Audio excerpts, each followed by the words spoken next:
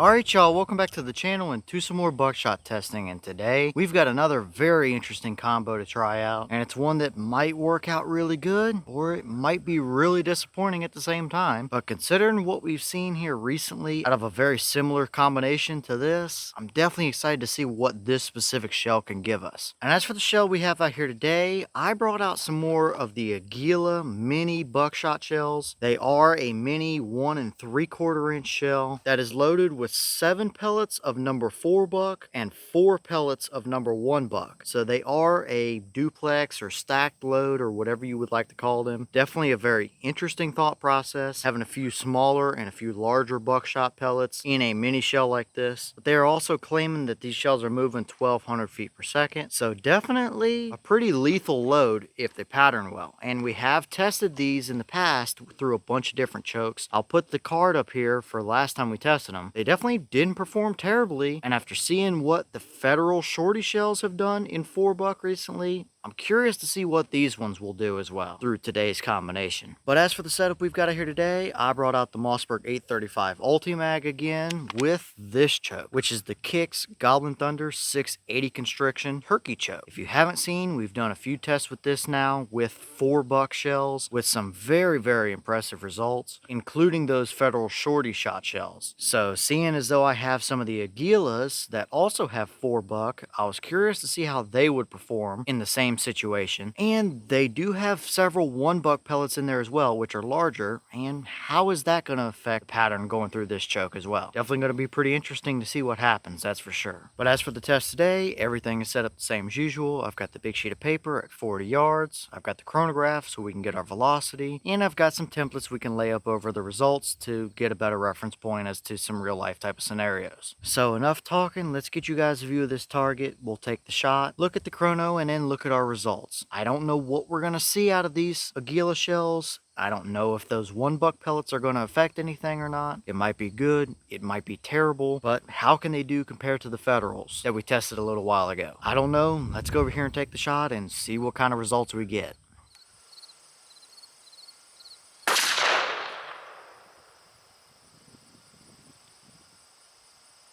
Alright, so as for our chronograph number here, that shell gave us 1217. The boss claim is 1200, so I'd say we're pretty much exactly where we're supposed to be. Definitely nothing too weird to see up here, and I'd say that velocity number is perfectly fine. But what kind of a pattern did we get down there at 40 yards out of them? Is it as good as the Federals were or not? I don't know yet, but let's go check it out and see what we got. Alright, well, now we're down here at our 40-yard paper, and this is what we got. And I gotta say, not impressed, that's for sure. It isn't even remotely close to being in the same world as what those federal shorty shells did. With those Federals, you could easily hunt coyotes or something with them out at 40 to 50 yards all day long. These Aguilas, on the other hand, not so much the case. Now, with those being a 7/4 stacked load of buckshot, we should have 11 pellets on the paper, and we only have 8.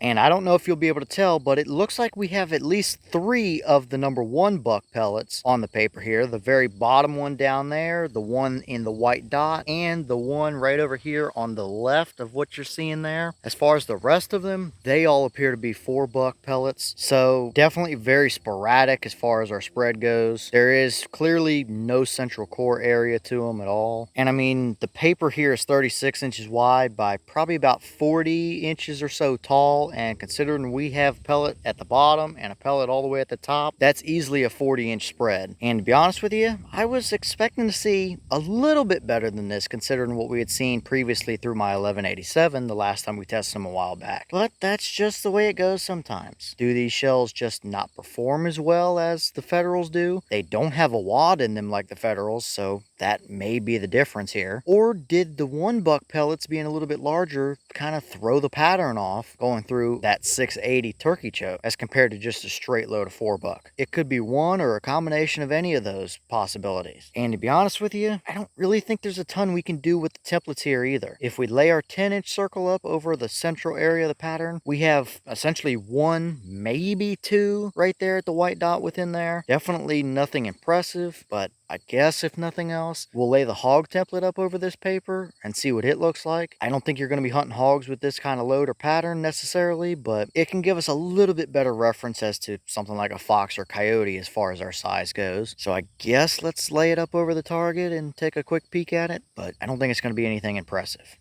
Okay, and here's that hog template, and as you can see, we technically would have had 4 of them if you would have shot a hog with this, and would essentially 1 pellet of 1 buck be enough through the vitals there? Maybe, but I think it's more so a size reference thing here. As for a coyote, it would be a little smaller than this hog template, and technically speaking, you probably would have got him because you would have had 1 pellet through there in the vital area, but definitely nothing impressive, which kind of makes us 0-2 as far as buckshot patterns this week goes. Either way, I'm not going to be going out of my way to find any of these shells for a coyote hunt or something like that. Federals, on the other hand, that's a different story, but as far as these results today, not even close to being impressive like the rest of the 4-buck shells that we've run through it, that's for sure. Okay, like I kind of mentioned a second ago, these particular shells don't have a wad in them, but here is the little gas seal base piece out of there. Definitely nothing too fancy or impressive to see, but it is in the shell, so I figured I'd show it anyway. And I don't really think it does a whole lot other than just seal the gases from escaping, essentially. So nothing too fancy, but it is in the shell anyway, I guess.